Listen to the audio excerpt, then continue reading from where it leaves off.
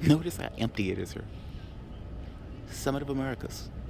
All of these world leaders and everything else that's supposed to be here. This is the press room. Every so often you have the press. Here's the reality of it though. It has been so shambolic. Like at Geneva, for example, at the summit, you had a situation where you walk in, you get your press credentials, and they give you a packet.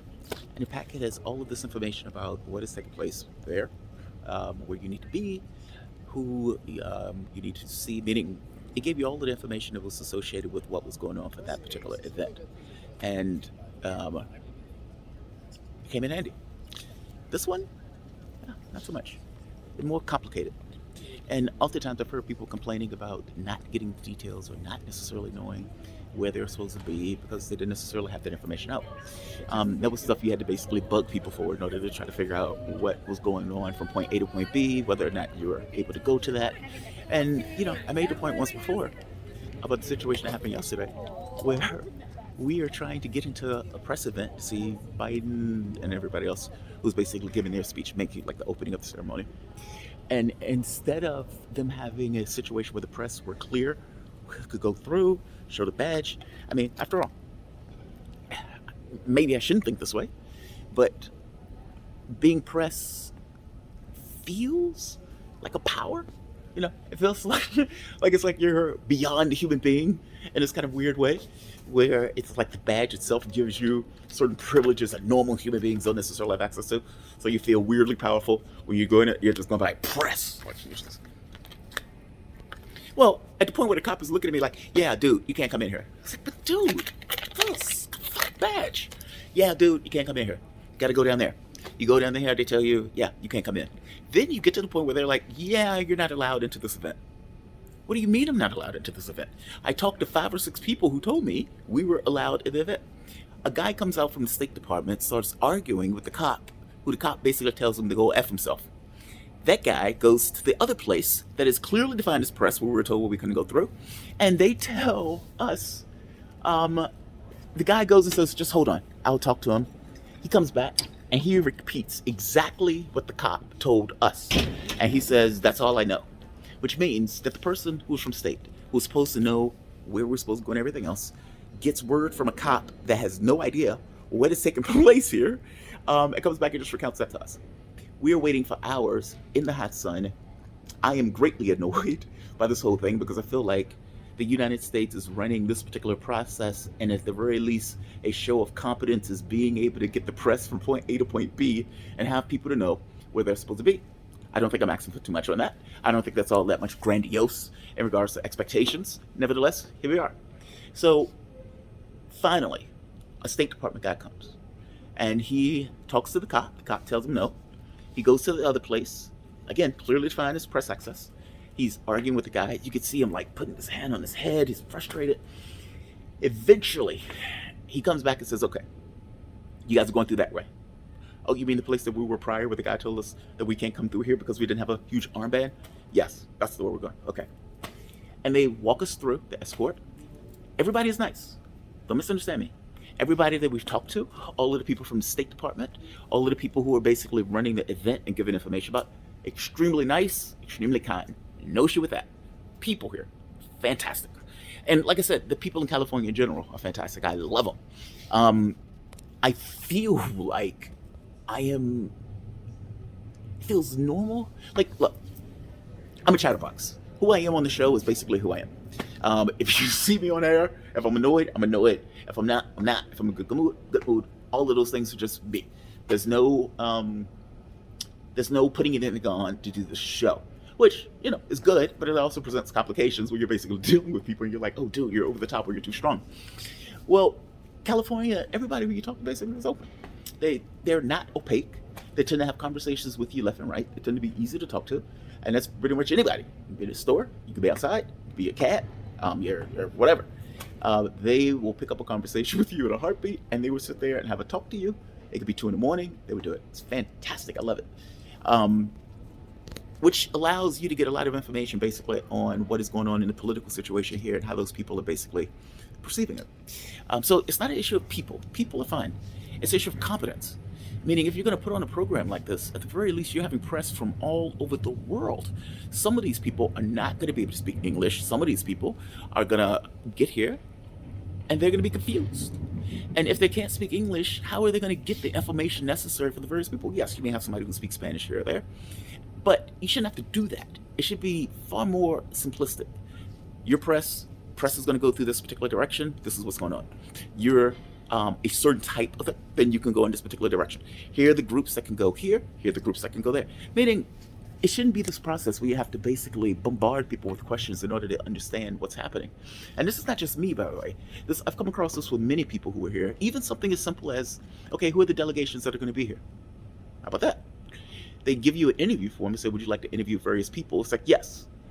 Who's going to be here? Who's going to be here? Meaning, how can I fill out your interview form if I don't even know who of state is going to be here that I may want to interview? So yes, we may have Blinken. Yes, you may have, I saw Ned Price that was here. You had the ambassador to Mexico. He was here. But again, until you get the form that says these people are going to be here, it is hard to know who is going to be here. So how do you send off the form about the interview? It's that. It's like, whether it's the thing with the press yesterday at the Biden event, whether it's the thing with, do I have something here? Or is that just gray hair? That's just gray hair. It's not coordinated and organized in a way that is simplistic and to the point, where people know where they're going, where people know who's going to be here, where people know the information.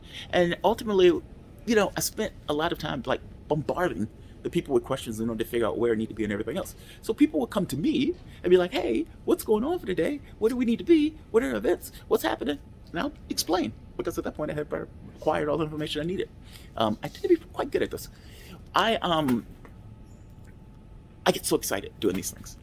And like, it feels like this integration between travel and work, where it's like you're at one with the universe.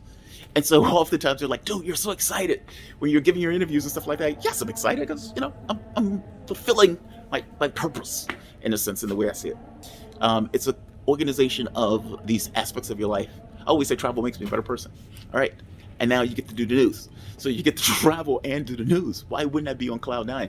And the schedule has been insane. So I get back to my room. So I still do fault lines in the morning. So fault line starts at 7 a.m. to 10 a.m. Eastern Standard. Okay, I am in California. So that is 4 in the morning. So I am up by 3:30, give or take, in order to do the show. Which after the show, I have to immediately take a shower and make a beeline, because I have to get my COVID test here and get prepared for the events that are basically taking place for the day. Those events go late into the evening. So last night, I think I finished my day around 11 o'clock. I had to go to sauna. The sauna is my own thing. It's the way I balance my fluid load when I'm traveling. I have to take certain precautions when I travel in order to mitigate any kind of damage from treatment stuff. And so one of those things is cutting down on the amount I eat, cutting down on the amount I drink, rigidly dealing with those things. And that's just the issue of control. And so for the most part, I've been able to do this trip without putting any additional weight on. In fact, I might have even lost, I think I'm below my dry weight, which, is what it is. It's success, but it's one of those things that requires a certain bit of control. I guess my point is, my day tends to end very, very late. So if I get back in, let's say at 10 or 11, takes an hour or two to water it down. So this is 11, 12 o'clock.